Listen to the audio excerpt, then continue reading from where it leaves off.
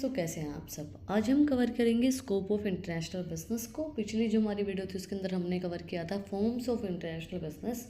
तो अगर आपने वो वीडियो नहीं देखी है तो उसका जो लिंक है वो डिस्क्रिप्शन के अंदर है, आप लोग जाके चेक कर सकते हैं। हम स्टार्ट करते हैं। What are the scope of international business. The scope and importance of international business is very broader and varied area. There are some key areas of scope of international business which have been explained below. First was international trade. International business involves the trade of goods and services between two countries. These also include the exchange of intellectual property along with the different purchase agreement. International trade हम कर सकते हैं with the help of international business. Simple सी बात है, ये common sense वाली बात हमें बताई गई है कि इंटरनेशनल ट्रेड, अगर हम इंटरनेशनल बिजनेस करें तो हम गुड्स को इंटरनेशनल वे में भेज सकते हैं, मंगवा सकते हैं एक कंट्री से दूसरी कंट्री के अंदर। International business involves the trade off goods and services between two countries. International business के अंदर क्या इन्वॉल्व किया जाता है, हम ट्रेड कर सकते हैं दो कंट्रीज़ के बीच में।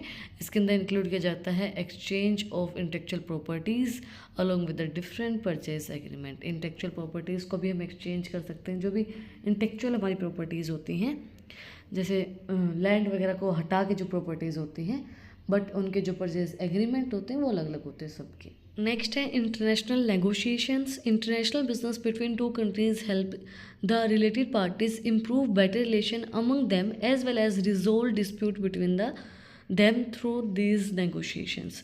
इंटरनेशनल नेगोशिएशन होता है with the help of international business. इसके अंदर जो भी दो कंट्रीज़ के अंदर भाई अगर छोटी मोटी जो कहते हैं ना मुद्दे है भी, छोटे मोटे झगड़े हैं भी, तो वो चीज़ें इंप्रूव हो जाती हैं, बेटर रिलेशंस होते हैं जब वो आप उनके साथ ट्रेड करते हैं।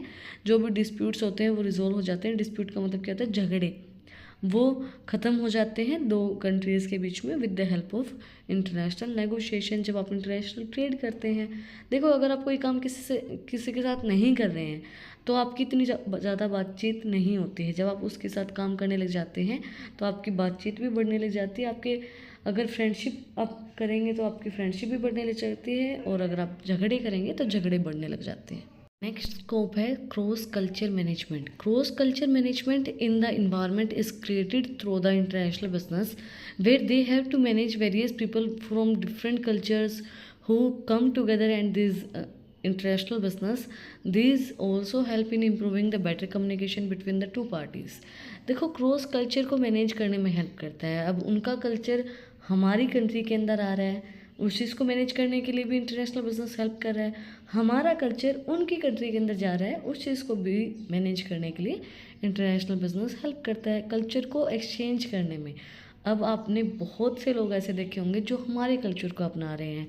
बहुत सी फॉरेनर मैंने ऐसे देखी हैं जो राधा रानी का नाम लेते हैं, और हम आजकल जो है मॉडर्न चीज़ों में आ गए हैं। हम लोग वन पीस पहनते जो फॉरेन का कल्चर है, तो कल्चर चेंज हो रहे हैं।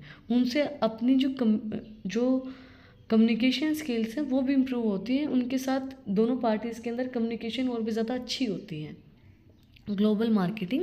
A specific company can target its customers not only in the domestic market but also the markets of different countries while considering and altering their needs according to their cultures.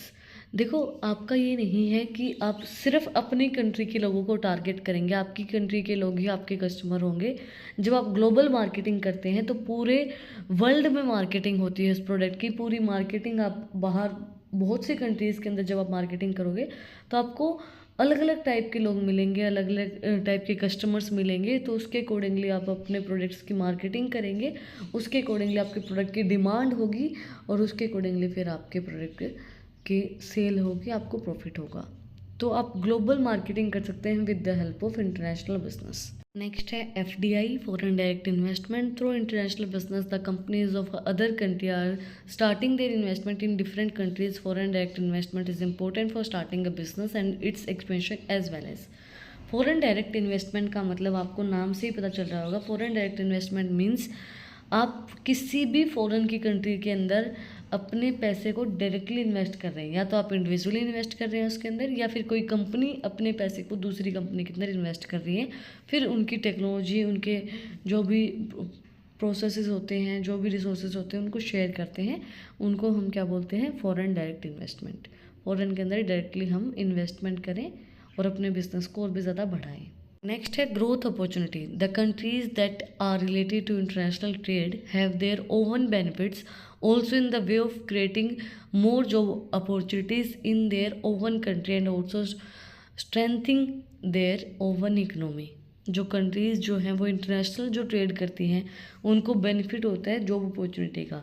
अब आप अपनी country से कोई भी international trade कर रहे हैं, कोई भी दूसरी कंट्री के अंदर चीज़ें भिजवा रहे हैं, तो आपको ज़्यादा लोगों की ज़रूरत पड़ेगी, उनसे जॉब क्रिएशन होगी, जॉब अपॉर्चुनिटीज़ मिलेंगी लोगों को, और उस वजह से आप अपनी कंट्री की जो भी इकोनॉमिक कंडीशन है उसको स्ट्रेंथन कर सकते हैं, उसको और इम्प्रूव कर सकते हैं। Exchange of foreign currency. While the import and export of goods and services happens, the country exchange there currency for the consideration of the goods and services, improving a country foreign exchange reserves. जैसा कि हमने forms of international business के अंदर study किया था, import and export का मतलब क्या होता है। इम्पोर्ट का मतलब क्या होता है, बाहर की कोई कंट्री से दूसरी कंट्री से अपनी कंट्री के अंदर चीज़ें मंगवाना, सर्विसेज मंगवाना। और एक्सपोर्ट का मतलब क्या होता है, हमारी जो कंट्री है इंडिया है, इंडिया से कोई चीज़ बाहर बेचना, कोई सर्विसेज बाहर बेचना, उसको हम एक्सपोर्ट बोलते हैं। ठीक है। अब आप क्या करेंगे, जब आप चीज़ों को बाहर से बाहर भेजेंगे, यहाँ से इंडिया से अगर हम कोई चीज़ बाहर भेजेंगे तो वो हमें पैसा देंगे, तो क्या होगा, हमारे पास इंटरनेशनल करेंसी आएगी। और वो लोग जब हम कोई भी चीज़ मंगवाएंगे, वो लोग भेजेंगे, तो उनके पास हमारी करेंसी जाएगी, करेंसी का एक्सचेंज होगा। और वो चीज़ आपको हेल्प करती है किसके अंदर, फॉरेन रिजर्व के अंदर, कि भाई अगर हम ज़्यादा से ज़्यादा एक्सपोर्ट करेंगे चीज़ों को, ज़्यादा से ज़्यादा हमारी कंट्री से बाहर भेजेंगे, ना कि मंगवाएंगे, तो ज़्यादा ज़्यादा जब हमारे एक्सपोर्ट होंगे, जितने ज़्यादा एक्सपोर्ट होंगे उतनी ही फॉरेन करेंसी हमारी कंट्री के अंदर आएगी, और वो चीज़ हमारी कंट्री के फॉरेन एक्सचेंज रिजर्व्स को बढ़ाने में हेल्प करेगी। आई होप आपको चीज़ें समझ में आई होंगी। अगर फिर भी कुछ डाउट है तो कमेंट में आप मुझसे पूछ सकते हैं। आज हमने कवर किया है स्कोप ऑफ इंटरनेशनल बिजनेस को। और अगर आपको इन टॉपिक्स की PDF चाहिए तो टेलीग्राम चैनल का लिंक भी डिस्क्रिप्शन में है, वहाँ पे भी जाके आप मुझे फॉलो कर सकते हैं। और भी इंटरेस्टिंग रील्स को देखने के लिए इंस्टाग्राम चैनल का लिंक भी डिस्क्रिप्शन में है, वहाँ पे भी जाके आप मुझे फॉलो कर सकते हैं। और अगर आपने वीडियो को यहाँ तक देखा है तो प्लीज़ सब्सक्राइब के बटन पे मुक्का मार दो और बेल आइकन प्रेस करो, ताकि जो सबसे पहली अपडेट है वो आप लोग के पास आए। फिर मिलते हैं एक नए वीडियो के साथ, एक नए टॉपिक के साथ। Like, share and subscribe. Thank you for watching my video and enjoy your life.